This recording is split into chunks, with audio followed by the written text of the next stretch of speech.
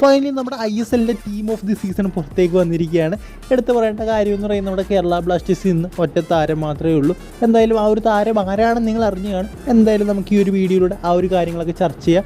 എന്തായാലും ഈ ഒരു പ്ലേയേഴ്സ് ഡിസർവിംഗ് ആണോ ഈ ഒരു ലിസ്റ്റിലേക്ക് വരാൻ എന്ന് നമുക്കൊന്ന് നോക്കാം. ടീം ഓഫ് ദി സീസണിൽ ഗോൾ കീപ്പറായിട്ട് തിരഞ്ഞെടുത്തിരിക്കുന്നത് പൂർവ്വ ലച്ചൻബെയാണ്. എന്തായാലും നല്ലൊരു പിക്കായിട്ട് തന്നെയാണ് എനിക്ക് തോന്നിയിട്ടുള്ളത്. കാരണം അദ്ദേഹത്തിൻ്റെ AFC കപ്പിലെ പെർഫോമൻസും അതുപോലെ തന്നെ ISLലെ പെർഫോമൻസും എന്നൊക്കെ പറയുന്നത് വേറെ ലെവലായിരുന്നു. അതായത് ഒരു ഹൈ ക്വാളിറ്റി പെർഫോമൻസ് ആയിരുന്നു. ഇത് ഇന്ത്യൻ ഗോൾ കീപ്പർമാരിൽ നിന്നൊക്കെ എക്സ്പെക്ട് ചെയ്യുന്നതിൻ്റെ അപ്പുറം ഒരു പെർഫോമൻസ് കാഴ്ചവെച്ചൊരു താരമാണ്. സോ അദ്ദേഹം വളരെയധികം ഡിസേർവിംഗ് ആണ് ഈ ഒരു സ്പോർട്ട്. ഡിഫൻസിലേക്ക് നോക്കുകയാണെങ്കിൽ ഒരു ഇന്ത്യൻ സാന്നിധ്യം എന്ന് പറയുന്നത് നമ്മുടെ സുഭാഷിഷ് ബോസാണ്. അദ്ദേഹമാണ് ക്യാപ്റ്റൻ ഈ ഒരു ടീം ഓഫ് ദി സീസണിൻ്റെയും. എന്തായാലും വേറെ ലെവൽ എന്ന് തന്നെ പറയാം. അദ്ദേഹത്തിൻ്റെ ഈ വർഷത്തെ പെർഫോമൻസ് എന്ന് പറയുന്നത് ഞാൻ പലപ്പോഴും ചിന്തിച്ചിട്ടുണ്ട്, എന്തുകൊണ്ടാണ് പ്രീതം കോട്ടാലിന് പകരം സുഭാഷിഷ് ബോസിനെ അന്ന് കേരള ബ്ലാസ്റ്റേഴ്സ് മേടിക്കാൻ ചെയ്യുന്നത്. കാരണം ആ ഒരു സമയം തൊട്ട് തന്നെ സുഭാഷിഷ് ബോസ് നല്ല രീതിയിലുള്ള പെർഫോമൻസ് നടത്തുന്നുണ്ടായിരുന്നു. നമുക്കറിയാം ലെഫ്റ്റ് ബാക്കിൽ നമുക്ക് കഴിഞ്ഞ സീസണിൽ നല്ല രീതിയിലുള്ള പ്രശ്നങ്ങളും ഉണ്ടായിരുന്നു. സോ ഉറപ്പായിട്ട് നമ്മൾ പ്രീതം കോട്ടാലിന് പകരം മേടിക്കേണ്ടിയിരുന്നു സുഭാഷിഷ് ബോസിനെയായിരുന്നു ആ ഒരു സ്വാപ്പ് ഡീലിൽ. പിന്നെ ഓടെ ഇന്ത്യയാണ്. അദ്ദേഹത്തിൻ്റെ കൺസിസ്റ്റൻറ്റ് പെർഫോമൻസ്, അദ്ദേഹം ഹൈദരാബാദിൽ പെർഫോം ചെയ്ത രീതി എങ്ങനെയാണോ അതുപോലെ തന്നെയാണ്, അല്ലെങ്കിൽ അതിനെക്കാട്ടി ഒരു മടങ്ങ് മുകളിലാണ് അദ്ദേഹം FC ഗോവയിൽ പെർഫോം ചെയ്തിരിക്കുന്നത്, സ്പെഷ്യലി ഫസ്റ്റ് സ്റ്റേജിലൊക്കെ. എന്തായാലും മനയിലോ മാർക്കസും പലവട്ടം പറഞ്ഞിട്ടുണ്ട് അദ്ദേഹം ഞങ്ങളുടെ നെടുന്തൂണാണെന്ന്. സോ ഉറപ്പായിട്ടും ഈ ഒരു ലിസ്റ്റിൽ ഇടം പിടിക്കേണ്ട ഒരു വ്യക്തി തന്നെയാണ് ഓടെ ഇന്ത്യ. പിന്നെ മറ്റൊരു ഡിഫൻഡറായിട്ട് കാണാൻ സാധിക്കുന്നത് റയാൻ എഡ്വേർഡ്സിനെയാണ്. അത് ചെന്നൈയിൻ FCയുടെ.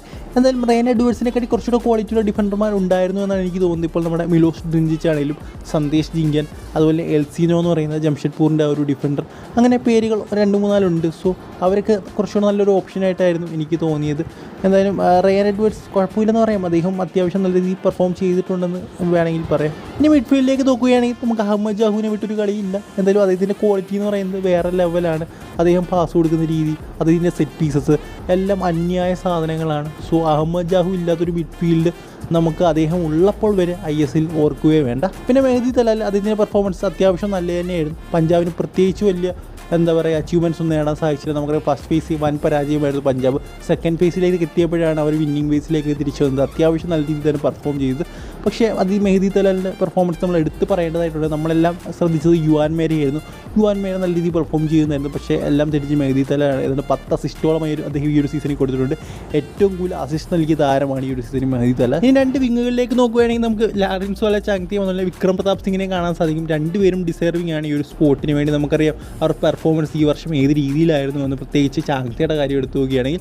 അതുപോലെ തന്നെ വിക്രം പ്രതാപ് സിംഗ് അദ്ദേഹത്തിൻ്റെ ക്വാളിറ്റി നല്ല രീതിയിൽ ഉയർന്നിട്ടുണ്ട്. സോ 2 പേരും ഡിസേർവിംഗ് ആണ് ആ ഒരു പൊസിഷനിലേക്ക് നോക്കുകയാണെങ്കിൽ. റോയ് കൃഷ്ണൻ നമുക്ക് കാണാൻ സാധിക്കും. ഭയങ്കര ഒരു ഇമ്പാക്റ്റ് കൊണ്ടുവരുന്ന പ്ലെയറാണ് അദ്ദേഹം. എന്നാലും എൻ്റെ അഭിപ്രായം എന്ന് പറയുന്നത് റോയ് കൃഷ്ണയ്ക്ക് പറയാം അവിടെ ഒരു ഇന്ത്യൻ താരത്തെ ഇടുന്നതായിരുന്നു എന്തുകൊണ്ടും നല്ലതെന്നാണ് എനിക്ക് തോന്നിയിട്ടുള്ളത്. അത് പാർത്ഥി ഗൊഗോയ് ഒരു പൊസിഷനോട് വന്നാൽ നല്ലതായിരുന്നു, അല്ലെങ്കിൽ ജിതിൻ MS ആ ഒരു പൊസിഷനോട് നല്ലതായിരുന്നു എന്നാണ് എനിക്ക് തോന്നിയൊരു കാര്യം.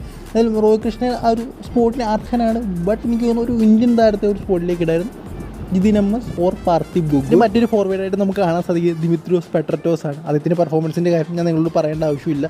എന്തായാലും അദ്ദേഹം മോഹൻ ബഗാൻ്റെ നെടുന്തൂടാണ്. അതുപോലെ തന്നെ ഇപ്രാവശ്യത്തെ പ്ലെയർ ഓഫ് ദി ടൂർണമെൻറ്റും അദ്ദേഹമാണ്. വേറെ ലെവൽ പ്ലെയറാണ് അദ്ദേഹം. ഒരു AFC സ്പോർട്ടിൽ വന്ന് ഇത്ര മികച്ച രീതിയിലാണ് അദ്ദേഹം പെർഫോം ചെയ്ത് നിങ്ങളെല്ലാം കണ്ടതാണ്. സോ അദ്ദേഹം ആ ഒരു സ്പോർട്ടിന് വളരെയധികം അർഹനാണ്. ഇനി മറ്റൊരു ഫോർവേഡും, അതായത് കേരള ബ്ലാസ്റ്റേഴ്സിൽ നിന്നുള്ള ആകെ ഒരു താരം എന്ന് പറയുന്നത് ദിമിത്രിയോസ് ഡയമൻഡോക്കോസ് ആണ്. സോ അദ്ദേഹം ആ ഒരു സ്പോർട്ടിലേക്ക് വരുമെന്ന് നമുക്കറിയാം. കാരണം ഈ ഒരു സീസണിലെ ടോപ്പ് സ്കോറാണ്, ഗോൾഡൻ ബൂട്ട് വിന്നറാണ്.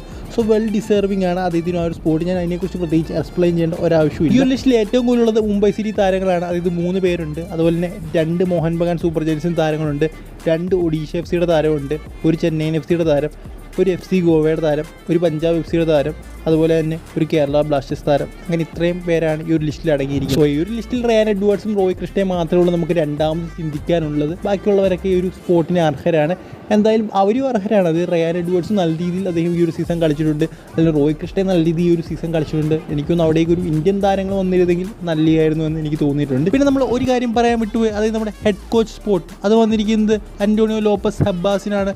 എന്തായാലും അദ്ദേഹം ഡിസേർവിംഗ് തന്നെയാണ്. ബട്ട് അദ്ദേഹത്തെക്കാട്ടി കുറച്ചുകൂടെ ഡിസേർവിംഗ് ആയിട്ടുള്ള വ്യക്തി എന്ന് എനിക്ക് തോന്നുന്നത് നമ്മുടെ പീറ്റർ ക്രാഡ്ക്കിയാണ്. കാരണം അദ്ദേഹം ഇന്ത്യൻ പ്ലേയേഴ്സിനെയൊക്കെ വളരെ നല്ല രീതിയിൽ ഈ ഒരു സീസണിൽ ഉപയോഗിച്ചിരുന്നു. 2 പേരും പകുതിക്ക് വെച്ച് വന്ന കോച്ചാണ്. ബട്ട് പീറ്റർ ക്രാഡ്ക്കി ഈ ഒരു സിറ്റുവേഷൻ അല്ലെങ്കിൽ ഇന്ത്യയെക്കുറിച്ച് കൂടുതൽ അറിയാതെ വന്നൊരു കോച്ചാണ്. അതായത് അദ്ദേഹത്തിന് ഇവിടെ വർക്ക് ചെയ്ത് പരിചയമൊന്നുമില്ല. ബട്ട് മോഹൻ ബഗാനെ പരിശീലിപ്പിച്ചും അതുപോലെ ഇന്ത്യയിൽ വർക്ക് ചെയ്ത് നല്ല പരിചയമുള്ളൊരു കോച്ചാണ് ഹെബ്ബാസ്. സോ അതുകൊണ്ട് തന്നെ എനിക്ക് തോന്നി കുറച്ചുകൂടി ഡിസേർവിംഗ് ആയിട്ടുള്ളത് പീറ്റർ ക്രാഡ്ക്കിയാണ്. ബട്ട് ടോപ്പ് വരുന്നപ്പോഴും ഷീൽഡ് വിജയിച്ച കോച്ചാണ്. ഷീൽഡാണ് ഏറ്റവും ടോപ്പായിട്ടുള്ള സംഭവം എന്ന് പറയുന്നത്. സോ ഷീൽഡ് വിജയിച്ച കോച്ചിനെ അവർ ഹെഡ് കോച്ചാക്കി. എന്തായാലും അത് ഡിസേർവിങ് അല്ല എന്ന് നമുക്കൊരിക്കലും പറയാൻ പറ്റില്ല. ബട്ട് പീറ്റർ കാറ്റ്കി ഓൾസോ ഡിസേർവ്